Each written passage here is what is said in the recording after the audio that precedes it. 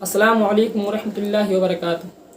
ناظرین، آج میں آپ لوگوں کو بتانے کے لیے جا رہا ہوں ایسے دو گناہوں کے بارے میں کہ اگر انسان وہ دو گناہ کرتا ہے تو اسے اس کی سزا ضرور ملتی ہے۔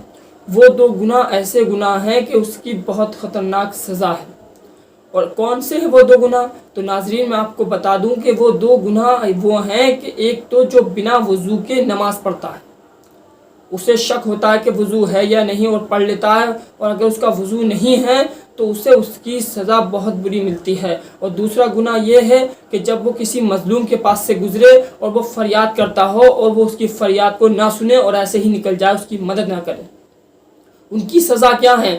کہ ابن مسعود سے روایت ہے کہ فرمایا رسول پاک صلی اللہ علیہ وسلم نے کہ ایک شخص متقی، پرہیزگار، بہت عبادت گزار اللہ کا بندہ تھا۔ جب اس کا انتقال ہوا اور لوگ دفنانے کے بعد وہاں سے سب لوگ روانہ ہوئے تو اللہ نے حکم دیا عذاب کے فرشتے کو کہ اس کو درے مارو۔ درے کہتے ہیں کوڑے کو، یعنی اسے کوڑے مارو۔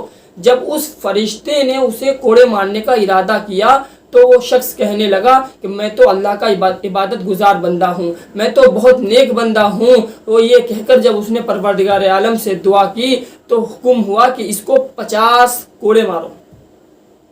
کتنے؟ یہاں کہ اس کے 50 کوڑے اس کو مارو۔ جب وہ اسے 50 کوڑے مارنے کا ارادہ کیا تو اس نے پھر سے اللہ پاک کی بارگاہ میں دعا کی، پھر اسے کمی ہوئی کوڑوں کی اور حکم ہوا، یہاں تک کہ یہ حکم ہوا کہ اس کو ایک درے مارو، یعنی کہ ایک کوڑا اس کو مارو۔ وہ ایک کوڑا اتنا خطرناک تھا کہ جب اس فرشتے نے اس شخص کے وہ ایک کوڑا مارا تو اس کی قبر آگ سے بھر گئی، لبریز ہو گئی پوری قبر، اور وہ عذاب قبر میں مبتلا ہو گیا۔ جب عذاب قبر میں مبتلا ہو گیا، کچھ ٹائم بعد جب اسے افاقہ ہوا، ہوش آیا، تو اس نے فرشتے سے پوچھا کہ یہ مجھے کس گناہ کے عوض میں کوڑا مارا گیا جو اتنا خطرناک کوڑا تھا کہ مارتے ہی میری قبر آگ سے بھر گئی؟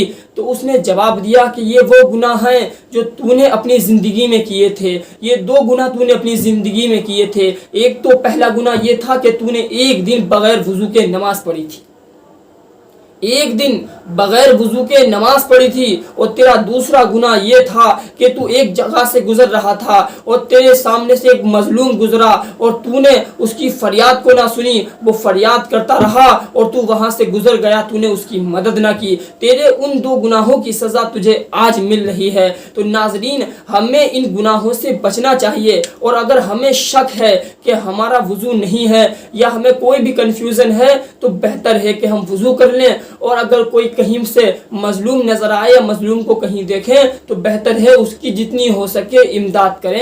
السلام علیکم ورحمۃ اللہ وبرکاتہ۔